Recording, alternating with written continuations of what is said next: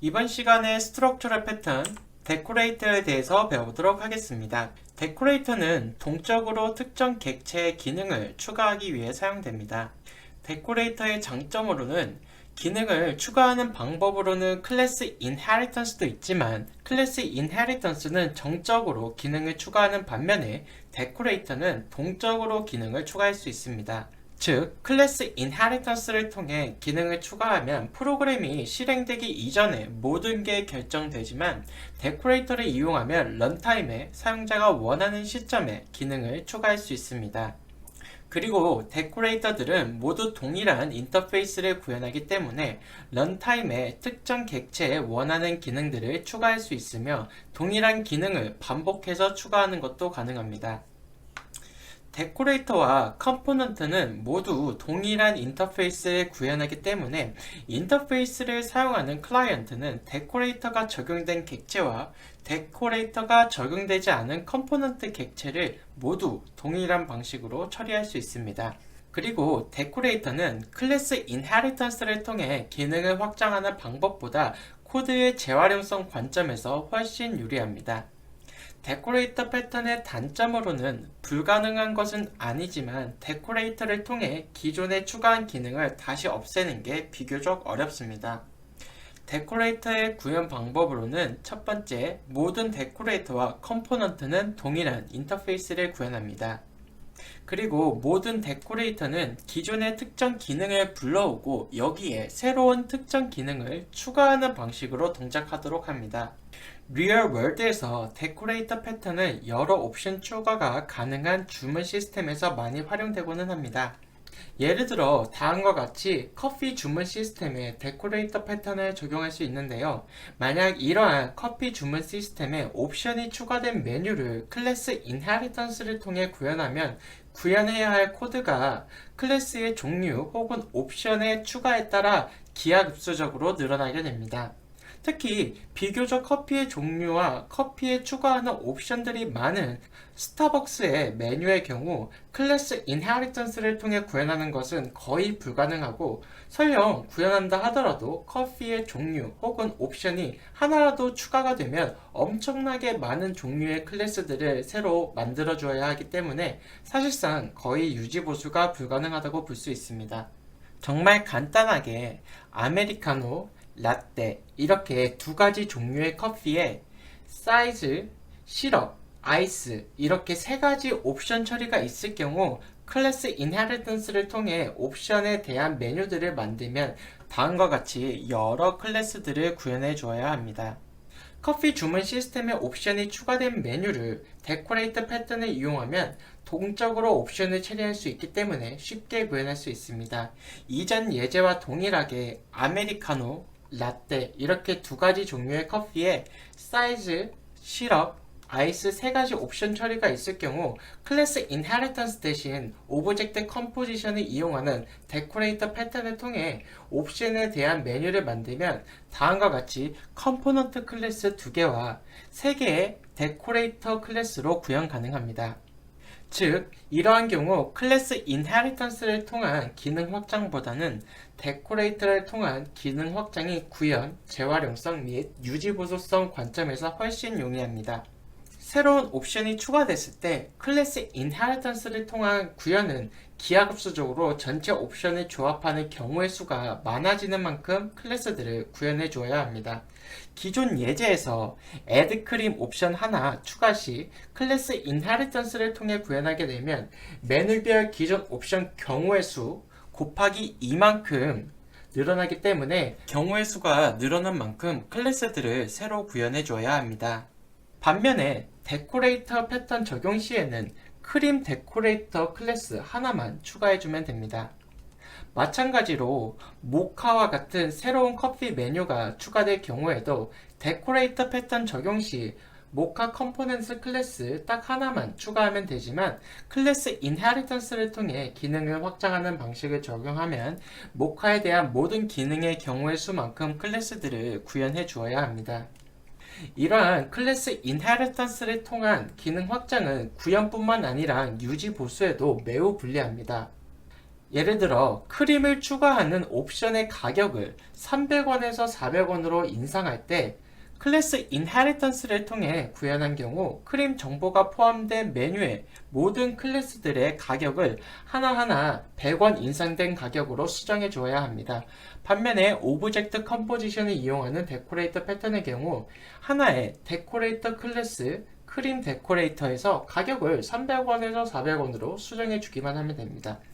마찬가지로 커피 모카의 가격을 3,000원에서 3,500원으로 인상할 때 클래스 인헤리턴스를 이용해 구현한 경우 커피 모카 정보가 포함된 메뉴의 모든 클래스들의 가격을 하나하나 500원이 인상된 가격으로 수정해 줘야 합니다. 반면에 오브젝트 컴포지션을 이용하는 데코레이터 패턴을 적용한 경우 하나의 컴포넌트 클래스 모카에서 가격을 3,000원에서 3,500원으로 수정해 주기만 하면 됩니다. 일반적인 데코레이터 패턴 구조는 인터페이스 I 컴포넌트와 인터페이스 I 컴포넌트를 구현하는 컨크리트 컴포넌트 클래스와 컨크리트 데코레이터 클래스들로 구성되어 있습니다. 이번 예제에서는 인터페이스 대신 컨크리트 클래스 커피를 사용하도록 하겠습니다.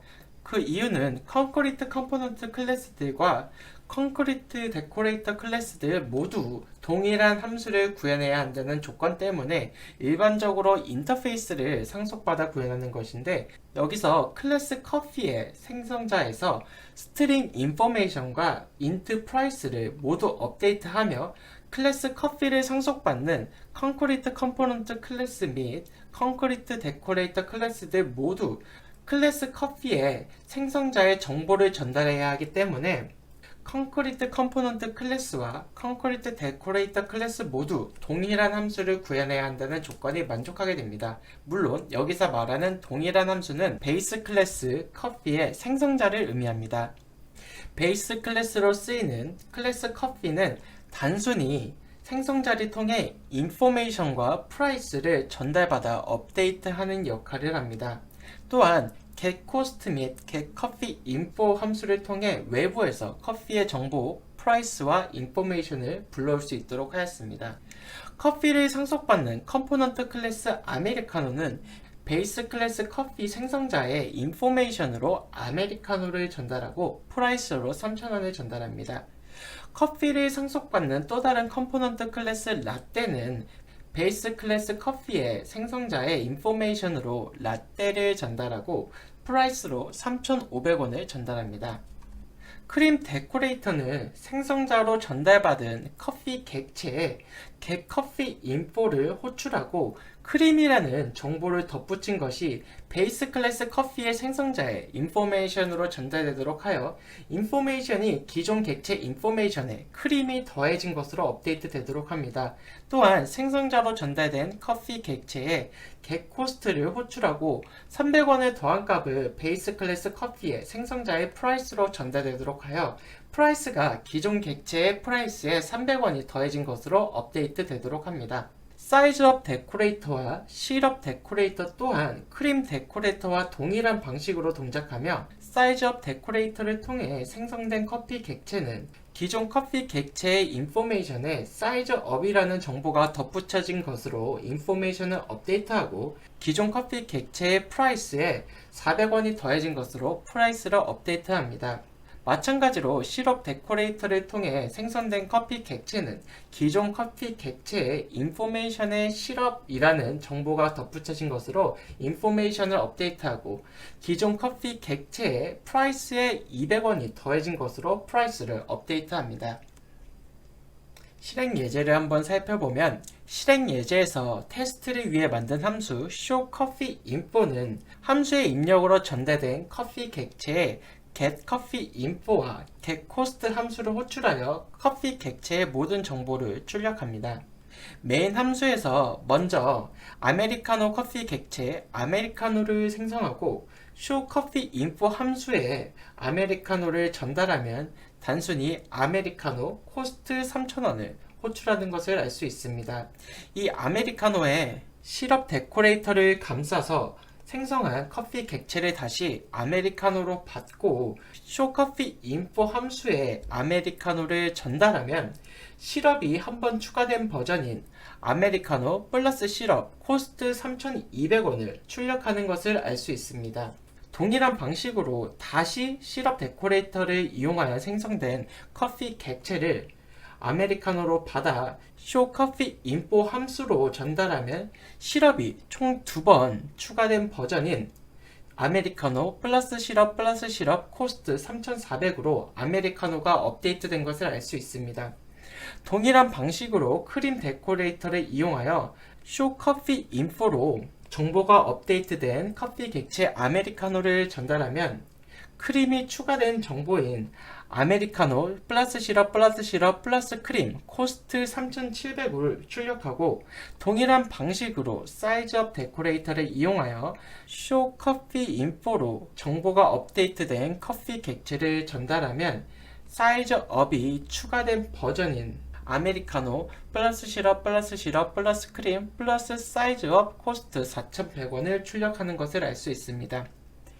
이번에는 아메리카노 대신 라떼 객체 라떼를 생성하고 라떼에 사이즈업 데코레이터를 2번 적용하고 크림 데코레이터를 1번, 시럽 데코레이터를 1번 적용하여 정보가 업데이트된 객체를 쇼커피 인포 함수를 통해 출력한 결과 데코레이터들이 모두 원하는 대로 적용된 정보인 라떼 사이즈업 플러스 크림 플러스 시럽 코스트 4,800원이 출력되는 것을 알 수 있습니다.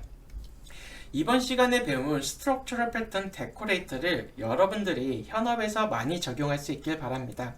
혹시라도 궁금한 사항 있으시면 댓글로 남겨주세요. 다음 시간에는 스트럭처럴 패턴 파사드에 대해서 배워보도록 하겠습니다. 그럼 다음 시간에 봐요.